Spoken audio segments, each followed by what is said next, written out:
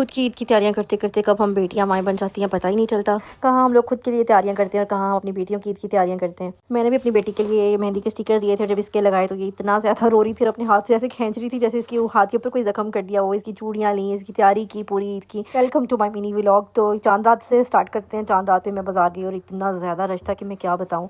गई तो मैं सिर्फ घूमने थी, लेकिन वहाँ जाकर मैंने सोचा मैं भी कश्मीरी चूड़ियाँ ले लूँ। सबने ली हैं तो मैं क्यों पीछे रुकूँ। ट्रेंड फॉलो करना तो फिर ज़रूरी है ना भाई। कि प्राइस 1400-1200 इस तरह से वो कांच की चूड़ियाँ दे रहे थे। फिर मैंने वहाँ पर एक साइड पर कुछ छोड़ते देखी जो चूड़ियाँ पहना रही थी और ये चूड़ियाँ मुझे 200 रुपये की मिल गई।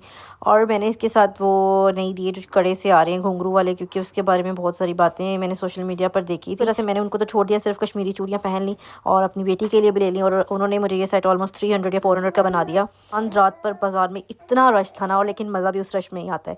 तो खैर मैंने भी अपनी तैयारी की। तैयारी तो एक बहाना ही थी, असल में तो चांद रात की रौनक देखना था। उसके बाद बस रात लेट घर से आए, उसके बाद सो गए और सुबह उठकर फिर ईद की जो है तैयारी स्टार्ट कर दी। सबसे मुश्किल काम जो होता है ना वो लड़कियों के बाल बनाना होता है, स्पेशली छोटी बच्चियों के। और माओ को टेंशन भी यही होती है कि मेरी बेटी सबसे प्यारी लगनी चाहिए। तो मैंने भी जैसे तैसे मीरब को तैयार कर दिया और मैं वो रिकॉर्ड कर ही नहीं सकी, क्योंकि जितनी एफर्ट उस टाइम हो रही थी ना मेरी, तो इतना तो पॉसिबल ही नहीं था कि मैं साथ वीडियो रिकॉर्ड कर सकती। खैर मैंने इसका जो है अपने साथ का सेम ड्रेस बनाया था। ये आप देखें कितना प्यारा इसका ड्रेस है, ये मैंने खुद स्टिच करवाया था।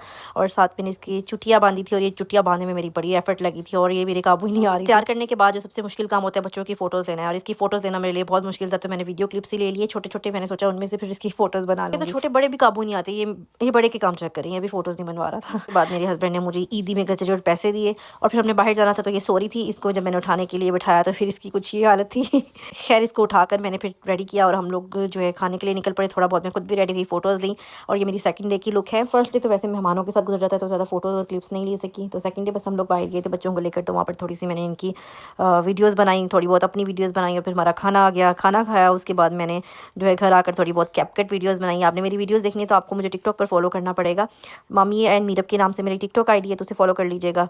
और ये वीडियोज़ आपको प्रॉपर वहाँ पर जो है डिटेल में मिल जाएंगी। तो बस फोटोज़ बनाई, उसके बाद मैं सो गई। और ये था मेरा मिनी व्लॉग। आई होप आपको मेरे व्लॉग्स पसंद आ रहे हैं। अगर आपको मेरे व्लॉग्स पसंद आए तो प्लीज़ मुझे सब्सक्राइब कर लीजिएगा। बाय।